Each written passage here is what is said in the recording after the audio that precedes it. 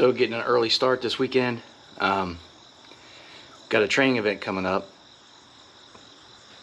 and the location we're using we've never been to before. So rather than arriving sight unseen for the first day, I made arrangements to do a quick site survey with the help of the local PD and the SO office. So yeah, I thought it'd be a good opportunity to talk about what I'm looking for in a range, what I'm looking for when I choose a range, and what to do and what to look for, and how to help your training event go safer if you don't have a choice in it. So stay tuned.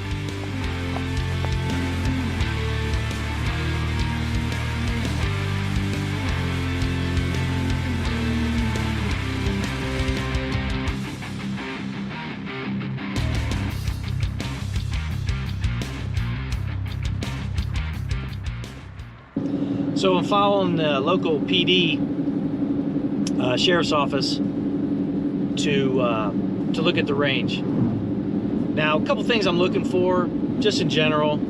Is there a place for everybody to park? Is there, sufficient berms?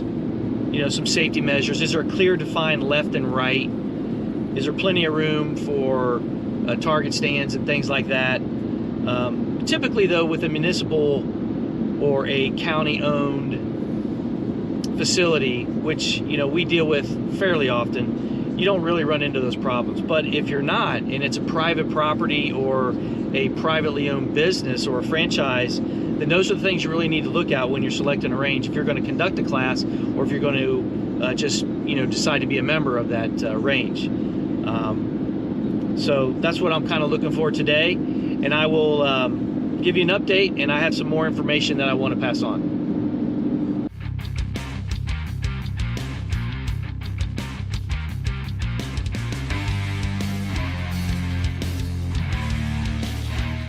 So guys, just got finished with the range site survey with the local PD sheriff's office. Man, I couldn't be any happier. Those guys are great. The more I start to put on and conduct classes with Rick and I, and we start to meet these folks, man, they're just good people. They're not just great law officers, they're just good people. But so I wanted to talk about the continuing conversation about what I look for when picking out a range. Now, if I'm going to be a member at a range, there's a few things I look for right away. And the number one thing, and it's changed over the years, but the number one thing is the type of people that run it and the type of people that are going there. A big indicator is if it's a membership. If you have to pay to be there, it's not just anybody that can show up and pay that day, but a paid membership, typically something that requires an annual membership, that tends to have a little bit more of a serious shooter or a safe shooter. But the most important thing is who's running the range, what type of safety officers they are. Unfortunately, run into a few where they had very good ranges with a lot of positive things going for it, but the guys that ran it were just douchebags. Absolute terrible business people and terrible people, and just mean, nasty, and treated our friends like crap when they were trying to do some business there.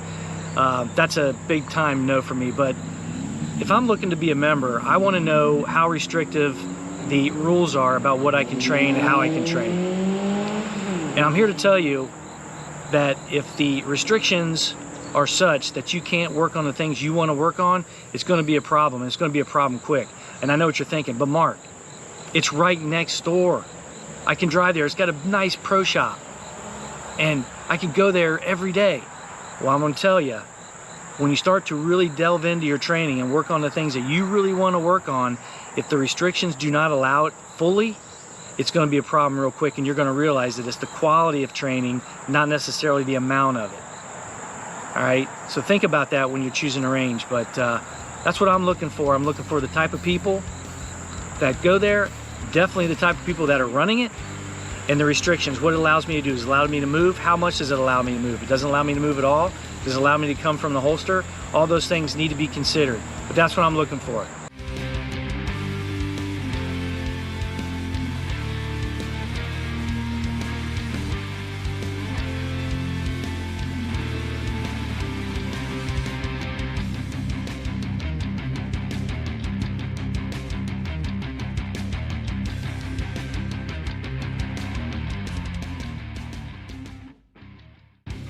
Yeah, guys, I hope you like this video.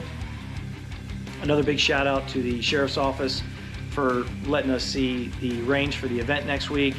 It's going to work out just fine. But just one more time to reiterate what I'm talking about as far as being safe.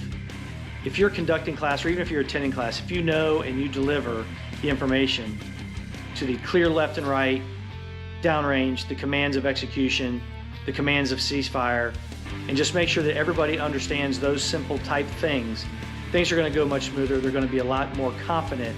Yeah, it's going to be a good event. We'll definitely have some video and some content coming from that.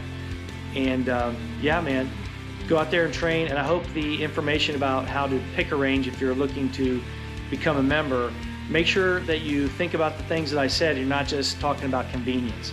Convenience isn't always the best way, although I know it's a consideration. But hey, go out there, find yourself a good range that's not restrictive on things that you want to train, and have a good time. Be safe.